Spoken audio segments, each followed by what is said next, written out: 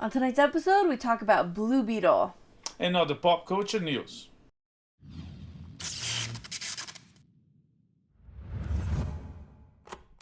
Tonight we saw a new DC film we've been waiting for a long time, Blue Beetle. Yeah, it's a new and allegedly the first new DC movie led by James Gunn and Peter Safran on the Warner Brothers reboot, rechange, reshape of DC. This one is the first. This one is very standalone, so I guess it doesn't matter either way. It could go either way. It could be part of the old DC or part of the new DC. Right. It could be on a different Earth.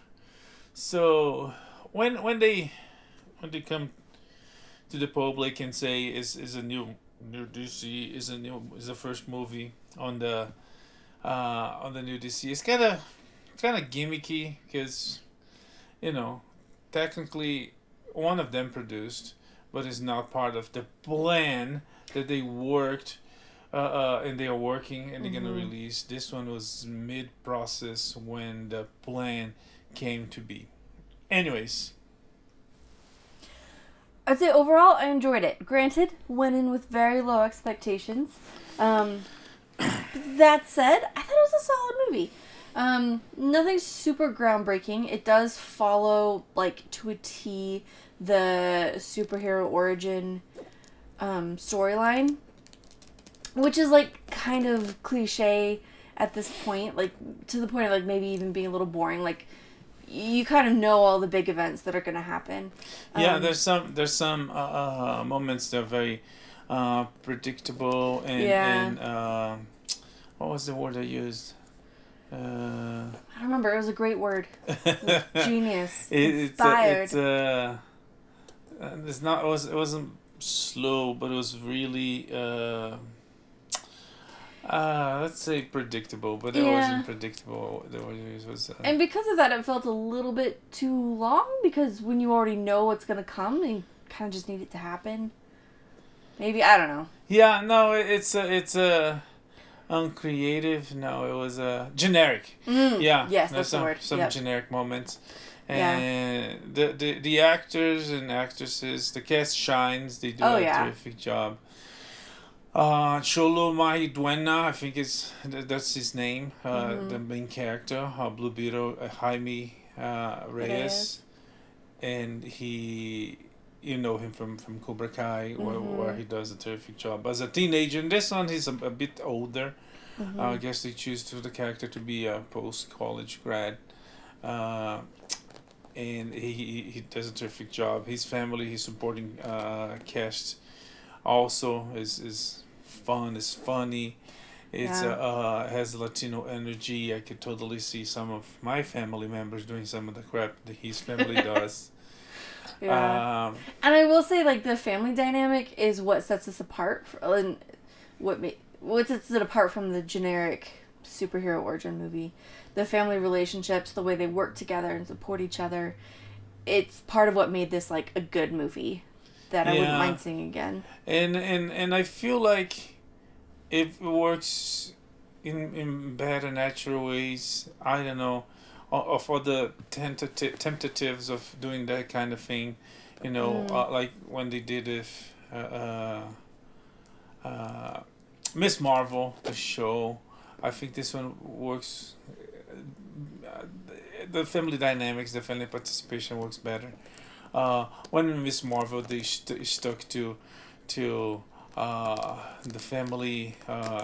They tried to make that woman stronger by making the men idiots. Which is not even a new trope, but I think Miss Marvel could have benefited from being a movie, though. Yeah, that if they didn't have to stretch out and add a lot of filler. Granted, I really enjoyed that series, but yeah, there was definitely some filler and some stretching, and if maybe they'd had the opportunity to do a movie like this, it could have been comparable. It could have been better. Yeah. The most generic thing and the most problematic thing with the movie was the villain is like a super forgettable, super not scary. She I guess she wants to be scary. She tries to be scary, but it's like the total sum of things is like yeah, I'm not gonna spoil, but there was a villain problem. That But I will say this for her: she was unapologetically, undefensively, just like a straight up bad guy. Yeah. There was no like, oh, but she suffered so much. Like, nope, she's just a terrible human being. Yeah, but they still use that as part of the villain side, the villain cast. I think there's like 2 lines about it. What? Oh no, never mind. Yeah. So there's the villain problem. It's a very superhero comic book problem that very few are able to deal properly. You know, Christopher Nolan's Joker, Zack Snyder's Zod. You know, there's very few that give you like a villain, or even like Luthor and Zack Snyder as well. A villain that is a villain and scary or borderline scary, and most of the time is greedy or weak, very weak metaphors of villainous, or even the problem with the villain is not a villain. It's someone that's misunderstood. It's someone that had a bad day. If you had a bad day too, Right. You know, the usual tropes and crap we see there. Yeah. If you also had to wear glasses and dropped all your papers on your way into work, right, and nobody stopped to help you, yeah, you also you fight. Yeah, you'd go for revenge. Yeah. But besides that, it was a nice start. It feels like, I'm not saying this is a bad thing, but it feels like a really good long, but really good pilot for a TV show. Even though the movie is conclusive about some aspects of the story, and there's post-credit scenes. There's a mid-credit scene and there's a post-credit scene that hint or hope for a sequel, and which would be different than most superhero movies in the past decade or so, that like leave a hint for what comes next. This one leaves a hint. There's not quite a hint concerning, at the end of the first Avengers, right? We see Thanos, so you see the threat that is coming. In this one, there's a problem to be solved, but there's no threat.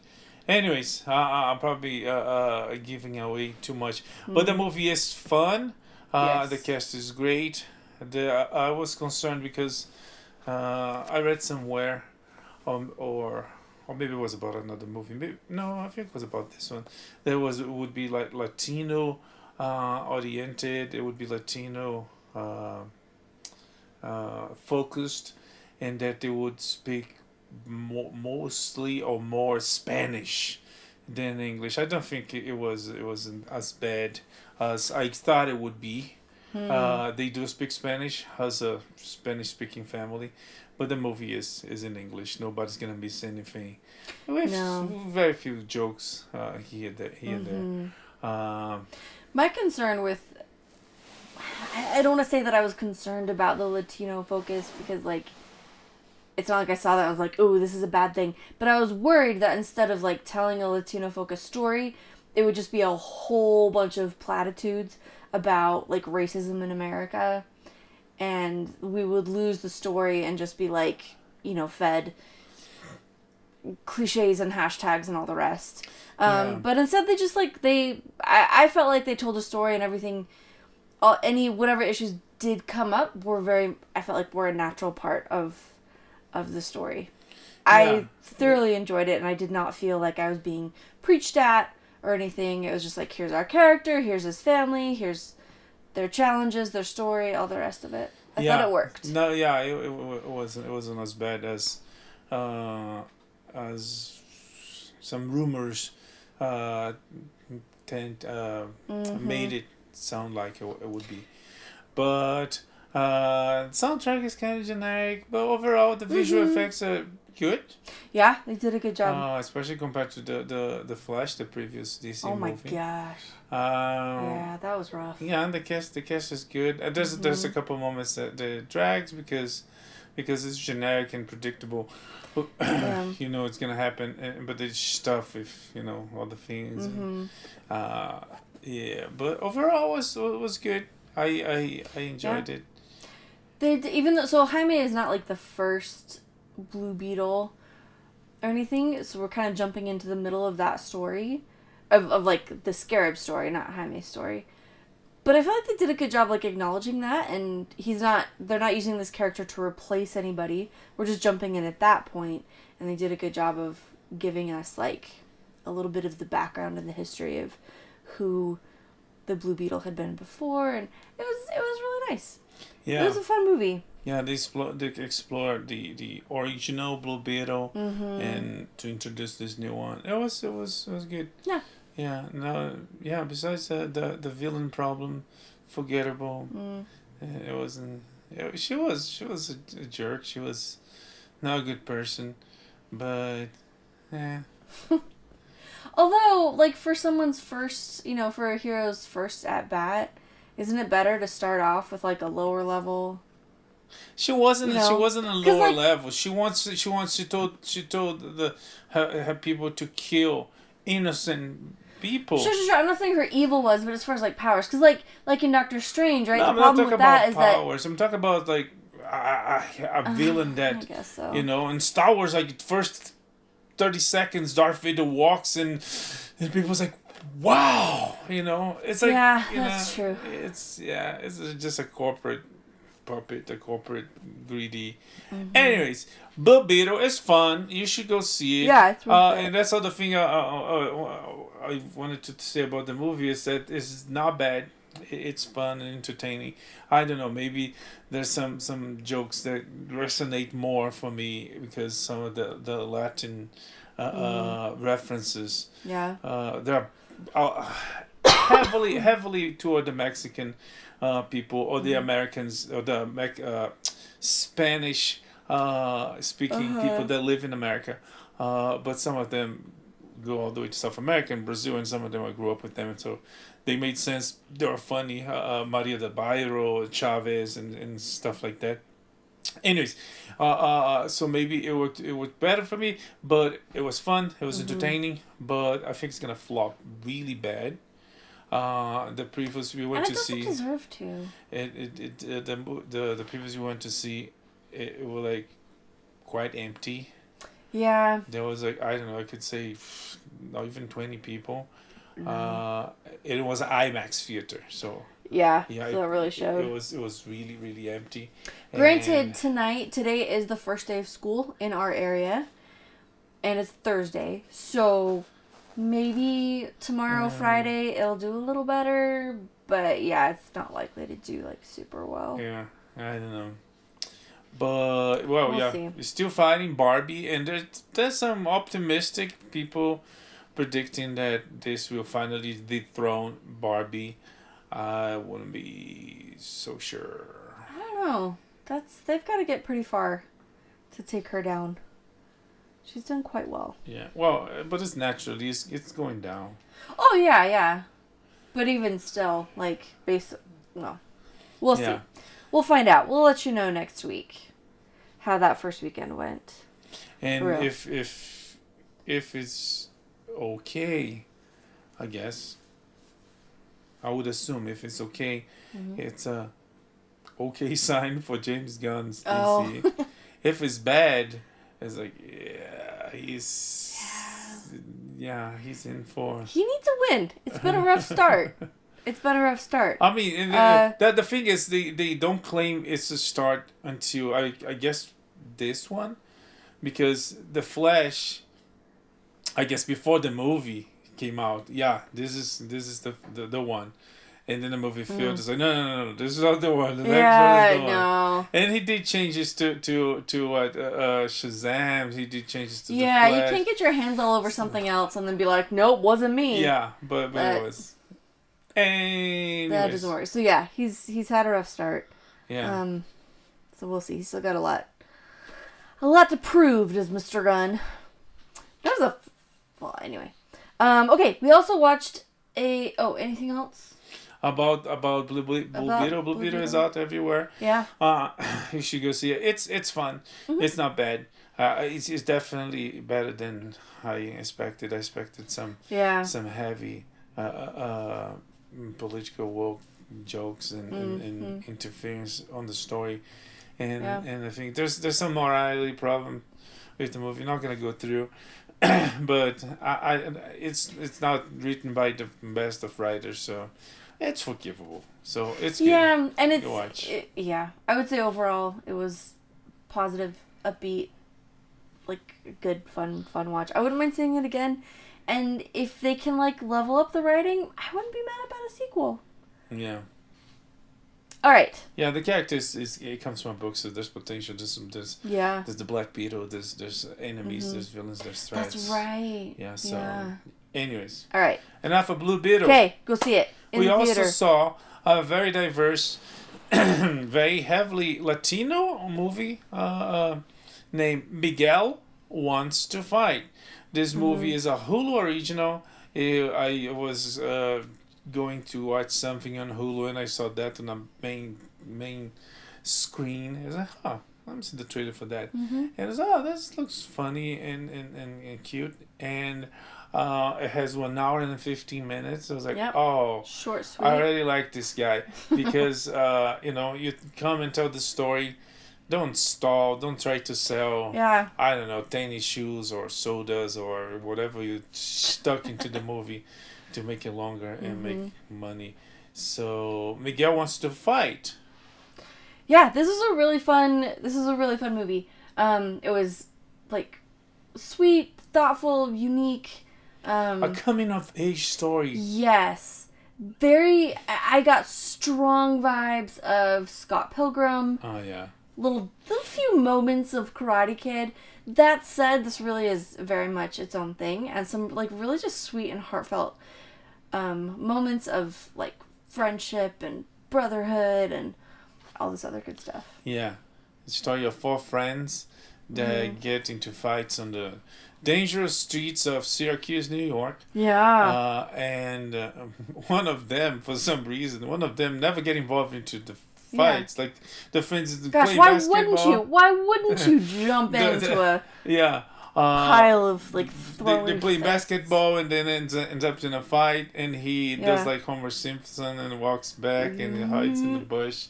He never fights, and his friends wait, your clothes are not ripped. You're not they don't hurt. even realize it. This has been going on their whole lives, and then And he is like, no, I don't know, I didn't do it. So they decided to no, you have to fight. It's rule number 1 of a friendship. If your friends get into a fight, you have to go and This is debatable, but among Miguel's friends. Yeah. So the movie is about him getting, the fight. Yeah. It's funny. There's references to all the movies, martial arts movies, and they're teenagers, and it's life is about what you watch, what you play, and I guess who you fight, and and there's one moment that he gets into a fight, and it's such a kid thing to do. Is he gets into a fight, and he doesn't fight the guy, he becomes friends with the guy. Really? I accidentally became friends with him. That happened to me, but in my case, I fought the guy, and after we became the best friends. Oh man. Boys are built different, man. Really fun movie. Yeah. Miguel Wants to Fight on Hulu. Short and sweet, tells the story, makes you laugh, and very diverse cast, but it doesn't push. It's just natural. It's a bunch of friends that us friends they have the same interests, and one has a question. Anyways, I'm not gonna go Yeah. through two more. You should go watch for sure. Miguel Wants to Fight on Hulu. Anything else about? No, I think we covered it. Next up, Heart of Stone. Another streaming movie. On Netflix, starring none other than Gal Gadot herself. Yes, and I swear I saw the trailer for this movie, and I saw a trailer for a different movie, because there's a character. There's several female characters, but one of the characters is Gal Gadot, and this actress that apparently is a star in Bollywood. She does a lot of movies there, and I swear in the trailer, or maybe it was a different movie of both of them, would be very interesting. But I swear they were siblings. They were sisters. And I kept waiting the moment of the movie that the revelation would come, and it never came, because they're not sisters in this movie. But this one, it's a. I have to jump in and say we watched Training Day today, and that movie's been out for forever. So if it's a spoiler, it's on you. I kept waiting for the moment when we'd find out that Denzel Washington's actually a good guy, and it was all a brilliant, complicated plan to expose the bad guys. No, massive disappointment there. No, it does. I did have the same feeling when I watched too. I was like, okay, and now. Nope, it's just getting worse. But I had, nope, he committed murder. Okay. But I had the feeling both ways that the Ethan Hawke's character would be like undercover to get Denzel Washington. Yeah. And it's not. It's a very mundane story about cops. Yeah. One is corrupt and the other one is brand new, and is very influenced by that. And it's a brilliant movie. It's really good. It really is. But just like, don't hold your breath, or you'll end up like me, or like a. I mean, now you're not gonna hold your breath because you told them. I did. Yeah. Or like Fred Savage and the Princess Bride. I was like, what? Humperdinck doesn't die? Like Humperdinck wins? He gets away? Like... Anyway. Yeah. So But Gal Gadot's Netflix Heart of Stone, a very interesting take on the world of espionage, and this case, they have a secret agency named, what's the name? The Charter. The Charter. Yeah. And they have secret spies. And we always say secret agency. This is like the secret agency that the other secret agencies don't know about. Yes. It's Black Ops. Black Ops is so black that it's I don't know, blue. Anyways, it's so Gal Gadot is a special agent, is a super agent for this agency, and it's not even they don't even try to hide, which is good. Don't hide, assume your references. There is a James Bond movie with a girl, so and it's like the way the movie starts with the action sequence, and then cuts to the credits. The credits has like very colorful and woman and people. It's like very James Bond-esque, and I think he even said like all it's missing is a naked lady. Yeah, on the all that was missing for a James It would Bond. be naked men in this case, right? Sure. Men, so really just nudity. Putting the hands so she could walk. Yes. Yeah, it's very, very... Yeah. That's all that was missing. Which was fun, it was entertaining, and it proves the point that there should not ever be a James Bond movie where James Bond's a woman. Right. We don't need like a Jane Bond, because we can make other female-led spy thrillers. 005, 008, 009, you know, in the same universe, but don't touch James Bond. This is a property. So many books. Yeah. The guy created that so well, and we made so much money, so much movies off of it, and now just for what? To make money? Make a 009. You're gonna make money. Yeah. We live in weird, tougher, complicated, messed up times, so they still might try it, but we'll see if this one will be untouched, holy property that will sustain with the same characteristics, even though if it's expanded, it's fine. But Gal Gadot it's great. She's good at action movies. Yeah. Basically, or the whole like the fight choreography, but like with heart, and She's good at it. It wasn't. And Netflix is doing, Netflix is doing holy work concerning this type of action movies. They have what Tom Cruise does. They have like handsome men, beautiful woman. They are valiant. They are heroic, and they fight bad guys. And they suffer. They struggle as heroes do. They sacrifice. They sacrifice, but they overcome, and they win. And it's entertaining. It's uplifting. You see heroisms. You see a success of good guys, because that's what we need. You don't need to see. Really good. Yeah. Yeah, it is a bit of a formula.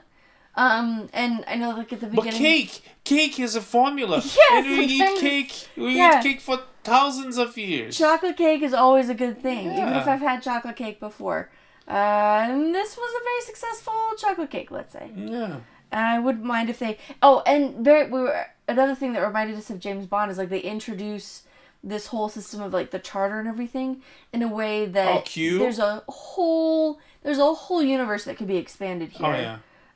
With sequels or spin-offs or She is a show, like whatever. There's a lot of potential. 5? 9. 9. Yeah. 9 of hearts. 9 of hearts. So there's all. Yeah. So are there other hearts? Other what's it called?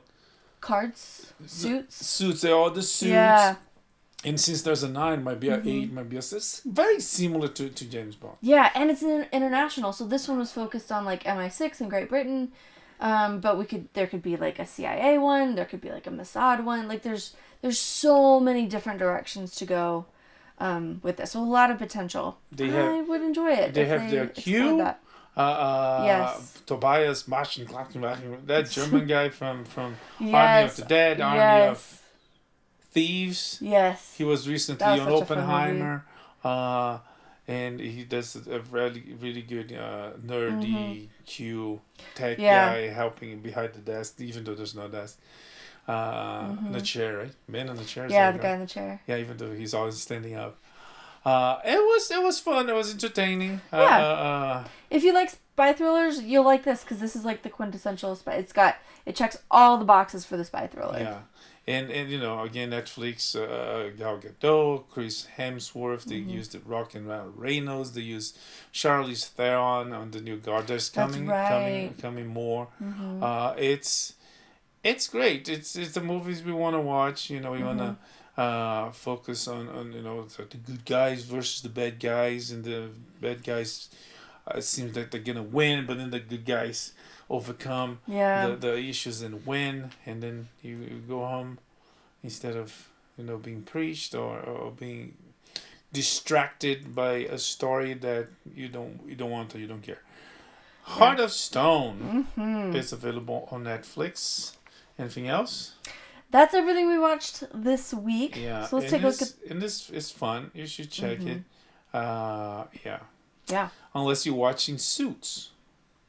Right. So yeah, let's look at the box office for a second. Although that totally ruins my segue. No, you can go to box office. Ruined my segue. Then you go to Suits. Yes. So box office. Last Voyage of the Demeter. This is a new Dracula movie. It's not doing so well at all. Yeah, it's making water, not making money. See, because the ship, get it? Yeah. You might say it's sinking. It only made how much? 2.6 million. 2.6 million. Yeah, that's bad. It's not great. However, Coraline made almost $5 million on a 2-day re-release. Yeah, Coraline coming back to the theaters in one of those Phantom events. They bring back, let's call it classic movies. Yep. They do that to Miyazaki all the time. They do that to some American classics.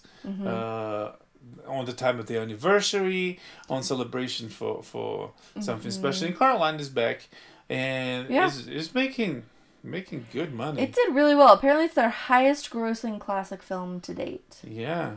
It was a good movie. Our daughters recently found it and really enjoy it. Although our 4-year-old only likes the first half. She loves the first half, and then once things start getting like dark and creepy, she's like, let's start it over. So she just watches the first half. Our 6-year-old has a real penchant for the dark stuff, so she likes the whole thing. But anyway, it's a solid movie. Jurassic Park is going to be coming back to theaters for its 30th birthday. Yes. That would be quite the experience. Yeah. And still about box office. Oh, this movie is such a great movie. Yeah. You should go see Sound of Freedom. It's a very good movie. It's a very important movie, and they did something so terrific this week. It's doing great at the box office. It's still doing great. It's still out there. If you didn't see it, you should go see it. If you saw and you want to donate, you go to angelstudios.com, and there's an opportunity to donate tickets for people that can't, but you know, help them see it and spread the message, and spread the love for kids, and the you know, show that we want to protect them. But anyways, the movie was made using crowdfunding resources, so people donate to get the movie made. And something spectacular happened this week is because the movie is making a lot of money. It's an incredible profit. Really well. It's made more than $100 million, and the movie only cost $15 million. So they are paying the donors. They're giving the donors monies back with interest, with 20% interest. So it's so good to see that it is happening. The movie was successful. They made money, and they're gonna make all the movies with that money, and they paying everybody back. They thank everybody on the credits, everybody that donated, and now they're giving the money back, which is a great thing. Another great thing about this movie. Yeah, I wouldn't be upset if this became a Hollywood alternative model, like crowdfunding films that people actually like want to see and maybe wouldn't get made in Hollywood. Like, let's do more of that. Yeah, that sounds cool. It's definitely, you know, if you build it, they will come. It's definitely a success, and it could happen more and more. Another success is Suits, which we've mentioned before, but it remains a streaming hit, like big time. Yeah, once it started on Netflix, and on Peacock, the show already made 3 billion minutes watched. It's bananas. I still don't get it. I never seen the show. I can't say if it's good or bad. Yeah. I can't say if it's some sort of a fanatic. Not fanatic. It's just too big of a word. If it's like a cult following, you know, like some people love Grey's Anatomy or love Supernatural. Right. You know, I'm not saying they're good or bad, but they have this intense love for these shows that, you know, when they, if they were not on streaming, they come to streaming, people like you know. But I don't know what's with Suits. I don't know, but its success is kind of a. Does it have Barney Stinson on it? Because Suits. One would think. Right? One would hope. Only Suits can suit me. How's the song? I don't know. Oh, there's a musical episode that he's with this beautiful woman as he does, and she's a bartender on the bar where the game goes, and it's like, I never slept with a bartender, a hot bartender, bartender. And then he I don't think he would sleep with a non-hot bartender either. But he goes and starts flirting with her, and just around her, just like guys in suits. It's like, I hate these jerks in suits, is Wall Street types and stuff. And then he next night he comes like wearing, I don't know, a shirt. He's very informal, not a suit. Oh. And then he takes her home, and once he takes her home, she has to go to the bathroom, and she accidentally goes to the closet where the suits are. Oh. And there's like, oh, you wear a suit, and then they have this conversation, and she asks like, is me or the suits? And then he goes in a musical. Only suits me. Only suits suit me. Suits me like a suit. I think it's something like that. Yeah. And so was that just like the backdoor then, pilot for Suits? And then he blinks out of the fantasy and just like, yeah, baby, I'll give it all my suits away just to sleep with her next day. Oh my gosh! Freaking Barney. But yeah, Suits, huge success. It's on Netflix, on Peacock, 3 billion minutes, and it's it shows something all about the whole strike and residuals on how such a successful show and some of the demands of the strikers that they're not getting enough, not credit because they do get the credit, they're not getting enough financial compensation money for the show that is giving money to Netflix and Peacock. So their work is earning other people a bunch of money, and then not so much. But there's fair points. Like streaming has like totally changed. But there's a little controversy about on making money because one of the problems that's causing the strike is that the streaming platforms don't address, they don't publicize properly how much they actually making. The numbers are estimated, the audiences, and as they show that you think nobody's watching, it's like everybody's watching.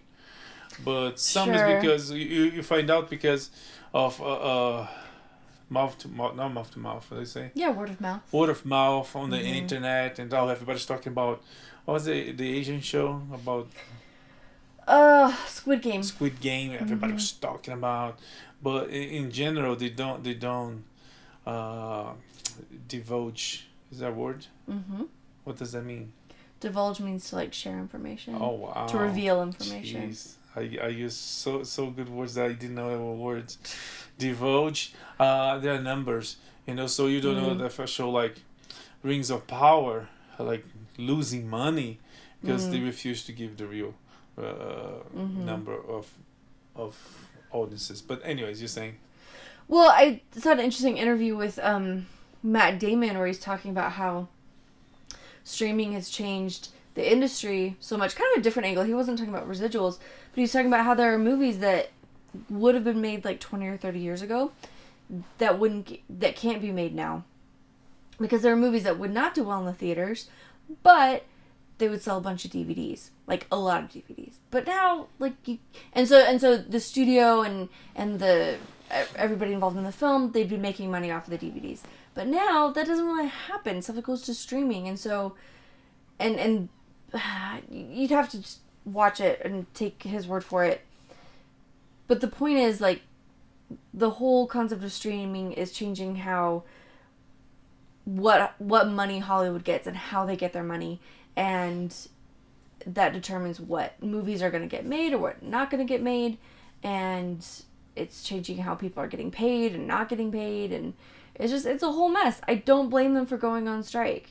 But then on the other hand, if the studios don't have these like crazy blockbusters with like a huge profit margin, then they don't have any cushion to take a risk on other films that maybe aren't guaranteed to be a blockbuster. So there's it's complicated. They're still talking it out. They've resumed talks with the studios. They're evaluating proposals and all that other nonsense. Yeah. But it's a mess, and I'm glad we're not part of it. Just to add to that, especially in moments like now that, as The Rock, Dwayne Johnson, said a couple of days ago, that Warner, DC, and other studios too, you see that happening everywhere. They're not giving the fans what the fans want. They stubborning. Is that a word? Stubbornly. That's a word now. Okay. Stubbornly insist on making. Stubbornly. Yeah, I think so. Stubbornly sounds prettier. Okay. Stubbornly insist on making their own things, even though it's like this is gonna flop. That's not what the fans want. No, don't go there, and then they go there. So especially in moments like that, there's you invest millions of dollars in a movie. There should be the money making to provide to independent productions and other movies, and it fails big for everybody. Anyways, but the strike keeps going. In the words of After Party, this was avoidable. This is avoidable. That's how I feel about so many of these flops. Like, this didn't have to happen. Yeah. But call us. We'll help you. But the strike is going on. They coming to the meeting again, but nothing concluded yet. Everybody's trying to get some, but apparently actors claiming that the restrictions imposed by the strikes are actually making their experience at Comic-Cons, conventions, and fan events out there more, what's the word? Meaningful. Which, yeah. Unless this all gets resolved, we'll find out in about a month at FanX here in Salt Lake City. But yeah, I know myself and a lot of the other, I was thinking about like the usual questions that get asked, and we're gonna have to start getting creative. Yeah. So what's that could be good. What's your favorite Shakespeare play? Yeah, see? Not just like, can you tell me a fun memory? Did you guys do any pranks on set? Oh, come on. Don't judge the fans. They want to know. I'm just saying, we ask those questions all the time. And like, so maybe we're going to get to know like the actual actor. I don't know. We'll find out. Unless this gets resolved in the next month. Well, if you see me in the streets, and you can come and ask me what's my favorite experience on the set of Retina Weekly, I'll tell you. Tron 3 has had to shut down production. Oh, because of the strike. And the director is pissed. Because this movie is like being, we're going to happen, cancel. We're going to happen, cancel. And then finally again, it's going to happen, cancel again. Does anyone want this movie? At this point, or could Disney be like maybe working on something that people actually want to see? Something creative and new? Or perhaps a reboot of lesser... I guess it's a property. Many people, so many of the Disney's on land want a Treasure Planet. Live action Treasure Planet. Oh, I was thinking about that. Amazing. That film was underrated. It's not overdone at all. It doesn't have like any space or anything at any of the parks. There's no merch. It's just like sitting there. Disney? Yes. Okay. It's just sitting there waiting to be turned into a very cool pirate sci-fi live action. Oh, but that's the problem. They would not transform into cool. They would destroy it. Like they've been doing with everything they've done lately. Which I was thinking about. Instead of going back to the past and ruin Snow White or Little Mermaid or going to classics, beloved properties they have and remaking in live action, they could go to recent things, Frozen. Make a movie about Frozen. You only... Why? Because if we had movies about Frozen. They're called Frozen. No, the live action.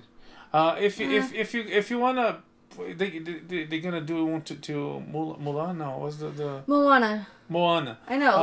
If you're gonna piss a fandom,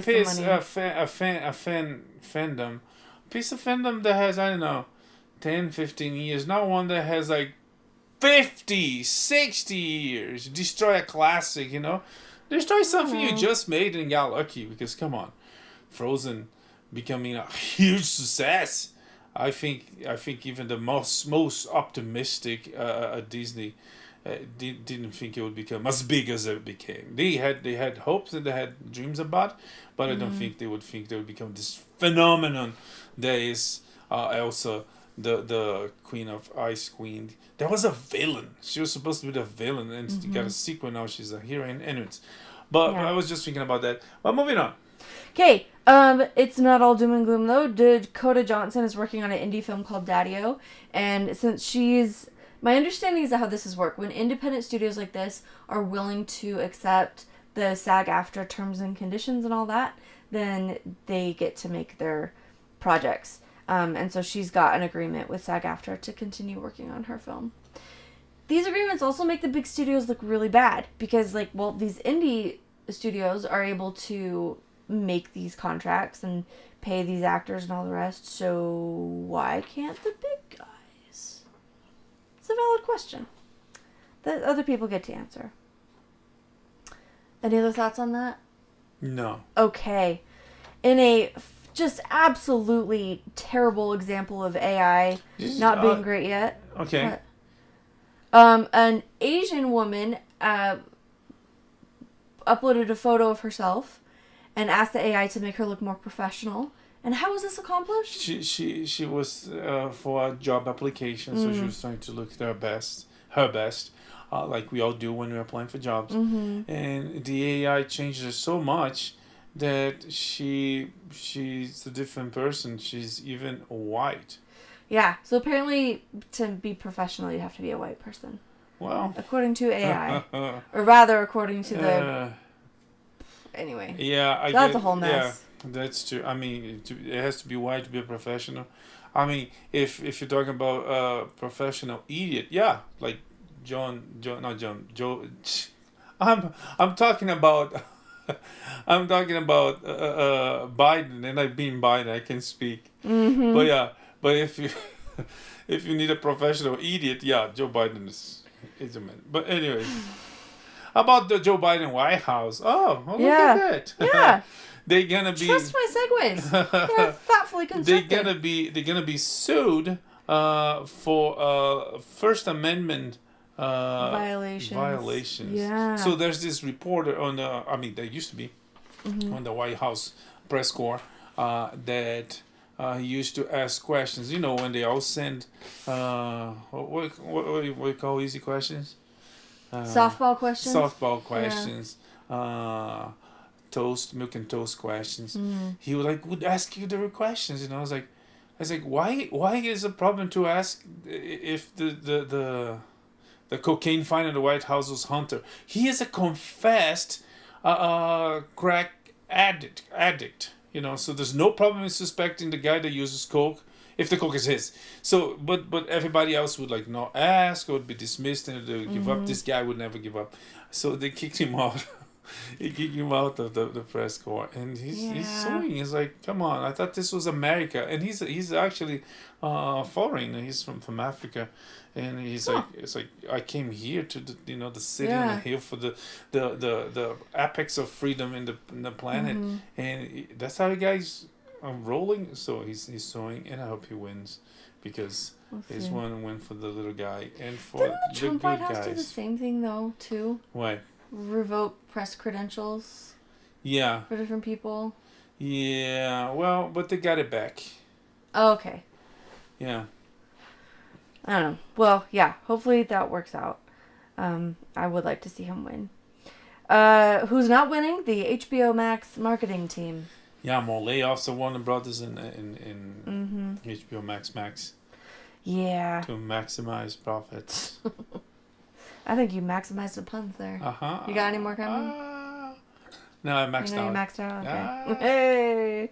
Okay, Apple TV Plus is coming out with a live-action Godzilla series. Yeah, Godzilla. No, it's called Monarch. Monarch, the Legacy of Monsters.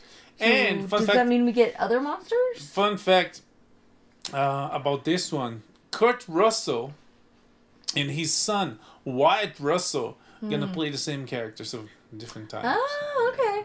Cool. You might remember him from the Captain America Winter Soldier show. He was Falcon Winter Soldier. Yes, he was there, and yeah, that's probably the last thing we saw him. Cool. We saw a trailer for a new film called Maestro, a biopic about Leonard Bernstein, the great conductor. And directed by Bradley Cooper, starred by Bradley Cooper. It looks. Carey Mulligan is on it. She always picks like the best she can find. And again, she on this project that looks very interesting. Even though it's causing controversy because of makeup, people are getting pissed, revolted because an actor is using makeup.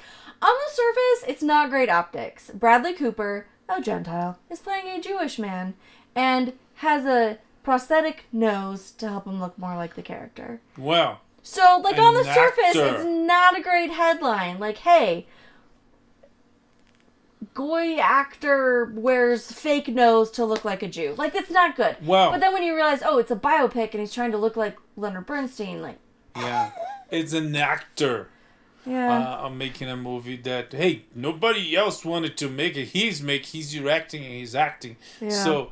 if the people are complaining, it's Why didn't they make it before? Anyways, the family said it's fine. They actually like the way it looks. Mm-hmm. The movie's coming to Netflix December 20th.